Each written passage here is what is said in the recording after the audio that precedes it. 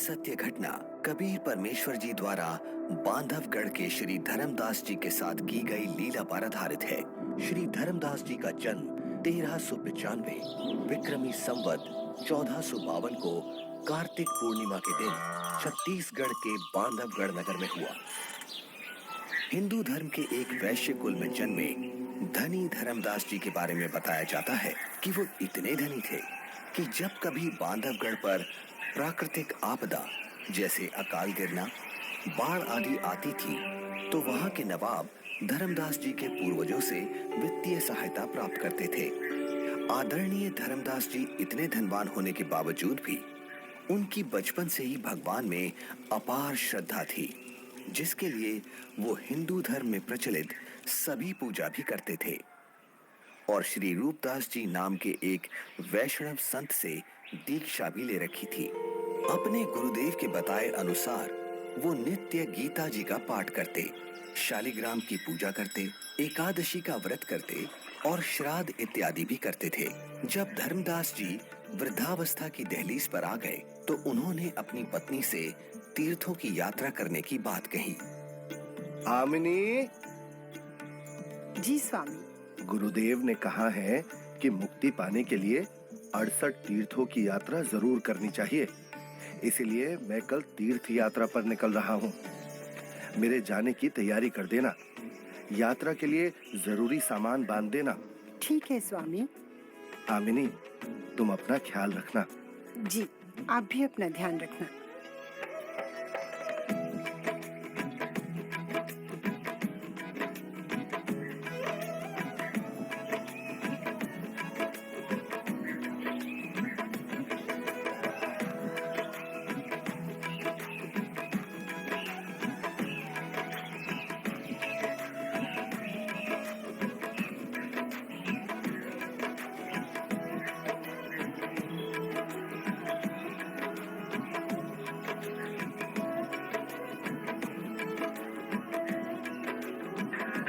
मथुरा में तीर्थों की यात्रा करते हुए एक सुबह धर्मदास जी गोवर्धन पर्वत के पास स्थित एक सरोवर के किनारे पहुंचे।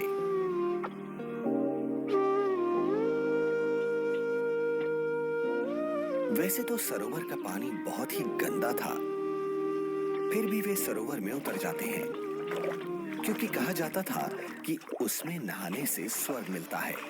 इसलिए धर्मदास जी ने उसमें स्नान किया और फिर अपने ठाकुर जी की पूजा करने लगे। तभी वहां सर्वसृष्टि रचनहार कबीर देव जी काशी शहर से आकर प्रकट होते हैं और एक मुसलमान जिंदा महात्मा का रूप बनाकर धर्मदास जी से थोड़ी ही दूरी पर आकर बैठ जाते हैं। अब धर्मदास जी पवित्र गीता जी को खोलकर उसका ऊंचे स्वर में पाठ करने लगते हैं। बहुनी में व्यतीतानि जन्मानि तव च अर्जुन तानि अहम वेद सर्वाणि न त्वम वेद परंतप। श्री भगवान बोले, हे परंतप अर्जुन, मेरे और तेरे बहुत से जन्म हो चुके हैं, उन सबको तू नहीं जानता, मैं जानता हूँ। न तू एव अहम जातु न आसम न त्वम न इमे जनाधिपाः न च एव न भविष्यामः सर्वे वयम अतः परम। ना तो ऐसा ही है कि मैं किसी काल में नहीं था, अथवा तू नहीं था, अथवा ये राजा लोग नहीं थे, और ना ऐसा ही है कि इससे आगे हम सब नहीं रहेंगे। वैसे तो धर्मदास जी गीता जी के केवल एक अध्याय का ही नित्य पाठ किया करते थे, किंतु आज एक मुसलमान जिंदा महात्मा को हिंदू धर्म की साधना में रुचि लेता देख और अधिक पाठ करते हैं। कुछ देर बाद जब धर्मदास जी गीता जी को बंद कर माथे पर लगाकर रखने लगते हैं, तब हे महात्मा जी, आपका ज्ञान तो बहुत ही अच्छा है। आप कौन हैं? पहले तो आपको यहाँ कभी नहीं देखा। हे भक्त, मेरा नाम धर्मदास है। मैं बांधवगढ़ का रहने वाला हूँ। मेरा जन्म वैश्य कुल में हुआ है और हम इतने शुद्ध हैं कि कि किसी शूद्र को अपने निकट तक नहीं आने देते। कोई जीव हिंसा नहीं करते। जीव हिंसा करना पाप है। पापी पार नहीं होता। हे महात्मा जी, फिर तो मैं बहुत ही सौभाग्यशाली हूँ जो मुझे आप जैसे महापुरुष मिले। अब धर्मदास जी कबीर परमेश्वर जी को अपनी पूजा साधना से जुड़ी हुई काफी सारी बातें बताते हैं। कबीर परमेश्वर यानी जिंदा महात्मा धर्मदास जी से पूछते हैं, हे संत जी, मैं परमात्मा के लिए भटक रहा हूँ। आपका ज्ञान सुनकर मैं गदगद हो गया। मैं आपसे नाम दीक्षा लेना चाहता हूँ। ये सुनकर धर्मदास जी मन ही मन काफी प्रसन्न होते हैं और कहते हैं, मेरे गुरु श्री रूपदास जी हैं। वही तुम्हें नाम दीक्षा दे सकते हैं। हाँ, मैं तुम्हें दीक्षा तो नहीं दे सकता, लेकिन अपने गुरुदेव के उपदेश सुना जरूर सकता हूँ। आप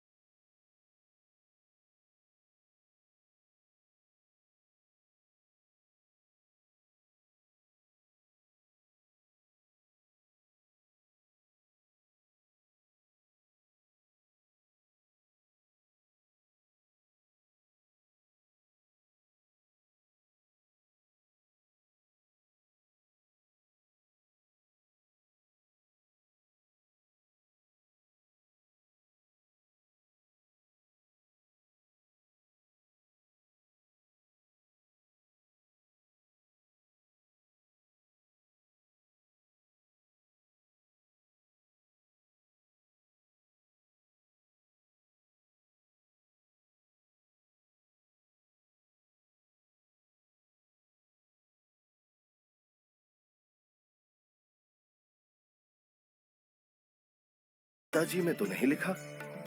पितृ पूजा यानी श्राद्ध आदि कर्मकांड करने, तीर्थों पर भ्रमण करने और व्रत करने के लिए क्या गीता में कहा है? आखिर तुम कहना क्या चाहते हो? कुछ नहीं स्वामी, मैं तो बस ये समझना चाह रहा हूँ, जब गीता जी में व्रत के लिए मना किया गया है, तो फिर आप एकादशी के दिन भूखे क्यों मरते हो? तुम भटक गए हो। तुम्हें इन सब साधनाओं का कोई ज्ञान नहीं है, इसीलिए ऐसा बोल रहे हो।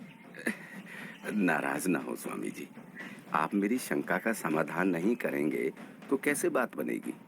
आप ही बताएं, ये सरोवर जिसमें आपने स्नान किया है, जिसको आप मोक्ष पाने का साधन मानते हैं, लेकिन इस जल के अंदर करोड़ों जीव रहते हैं, जिन्हें आपने अभी स्नान करते समय अपने हाथों पैरों से रगड़ रगड़ कर मार डाला है। और स्नान के बाद जो जल आप भगवान की मूर्ति को स्नान कराने के लिए लाए, उसमें भी मूर्ति के स्नान कराने से अनेकों जीव मर गए। और आप कहते हैं कि आप जीव हिंसा नहीं करते। एक और बात स्वामी जी, यदि इस सरोवर में नहाने से आपकी मुक्ति संभव है, तो फिर इस जल में रहने वाले जीव जंतुओं को तो निश्चित ही मोक्ष प्राप्त हो जाना चाहिए। हे धर्मदास, ये साधना व्यर्थ है, क्योंकि ये गीता शास्त्र के विरुद्ध है। समझ गया। अंततः तुमने अपने धर्म का परिचय दे ही दिया। तुम एक मुसलमान हो, इसीलिए ऐसी बातें कर रहे हो, क्योंकि एक मुसलमान ही हिंदू धर्म पर सवाल उठा सकता है।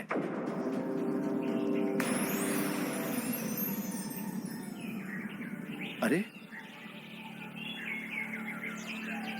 ये तो गायब हो गए। लगता है ये कोई सामान्य संत नहीं थे। मुसलमान होकर भी उनको हिंदू शास्त्रों का पूर्ण ज्ञान है। ये जरूर कोई देव पुरुष है। वे सही ही तो बता रहे थे। हे परमात्मा, एक बार फिर से वही संत मिले तो मैं अपना हठ छोड़कर नम्र भाव से संपूर्ण ज्ञान समझूंगा। हे भगवान, माफ करो मुझे।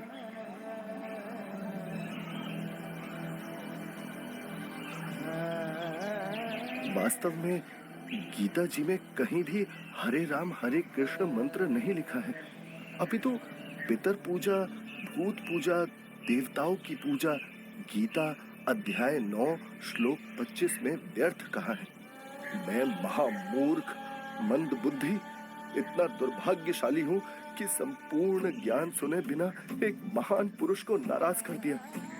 हे भगवान, मुझे माफ करो। उस महान आत्मा से फिर मिला दो। मैं इस बार उनकी सारी बातें मानूंगा।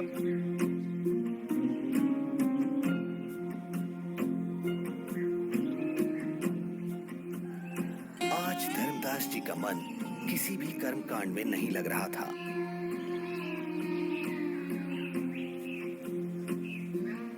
तब उन्होंने सब कार्य छोड़कर खाना बनाने के बारे में सोचा। भगवान का प्रसाद बना लेता हूँ और फिर उन महापुरुष की खोज करता हूँ।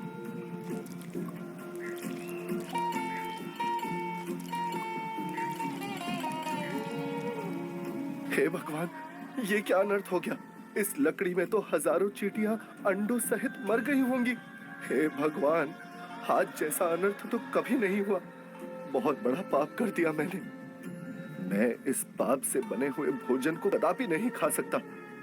एक काम करता हूँ, इस भोजन को लेकर किसी साधु संत को खिला देता हूँ और स्वयं आज निराहार रहता हूँ, जिससे मैं पाप मुक्त हो जाऊंगा।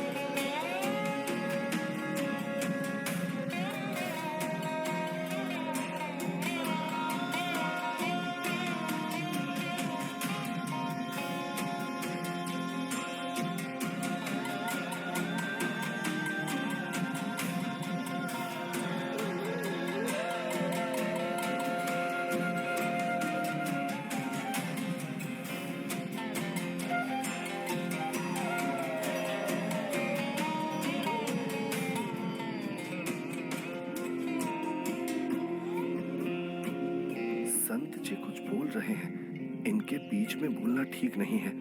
मुझे अवश्य ये सुनना चाहिए। मन तू मान सरोवर नारे, यहाँ न भटका खारे।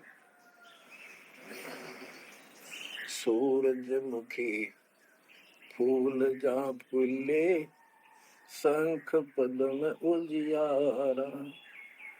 गंगा यमुना मद सरस्वती, वातरवेणी की धारा। मन तू मान सरोवर नारे, यहाँ न भटका खारे। जहाँ कमोदनी चंद्रगता है, कमल कमल मद तूरा। अनहद नाद अजब धुन होई, जान सतगुरु पूरा। मन तू मान सरोवर नारे, यहाँ न भटका खारे। ओ गड घाट विषम है दरिया, नहावे संत सुजाना।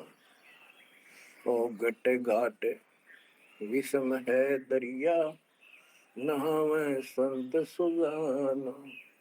मोक्ष मुक्ति के पर भी ले रे, साक्षी है ससीवाना। मन तू मान सरोवर नारे, यहाँ न भटका खारे। जावा हंस कोलाहल करते हैं, मोती मुक्ता खाही। ऐसा देश हमेश हमोरे, अमृत भोजन पाई मन तू मान सरोवर नारे, यहाँ न भटका खारे। शंखों लहरे मेर की उपजे, कर नहीं जा कोई। शंखों लहरे वह मेर की उपजे, कर नहीं जा कोई। दास गरीब अचल अविनाशी, सुख का सागर सोई मन तू मान सरोवर नारे, यहाँ न भटका खारे मन तू मान सरोवर नारे, यहाँ न भटका खारे। जो पहले मिला वो जिंदा महात्मा तो मुसलमान था, और ये लाल वस्त्र पहने हुए संत जी तो अपने हिंदू धर्म के जान पड़ते हैं, और बातें भी बिल्कुल जिंदा महात्मा वाली ही बता रहे हैं। इनका शिष्य बनने में शर्म भी नहीं आएगी। उस जिंदा से उपदेश लूंगा तो लोग निंदा करेंगे कि मुसलमान का शिष्य बन गया। इनसे ज्ञान प्राप्त करना उचित रहेगा। कटे मन मान सरोवर नाण रे, जल के जंतु रे जल माही। आठों बखत बिहान रे, आठों बखत बिहान रे, मन मान सरोवर नाण रे, जल के जंतु रे जल माही। आठों बखत बिहान रे, लख 84 जल के बासी। ये भुगते चारों खान रे, चेतन वो कजड़ को पूजय गांठ बांध पाषाण रे। भाई मरकट कहाँ चंदन के लेपे, क्या गंग नवा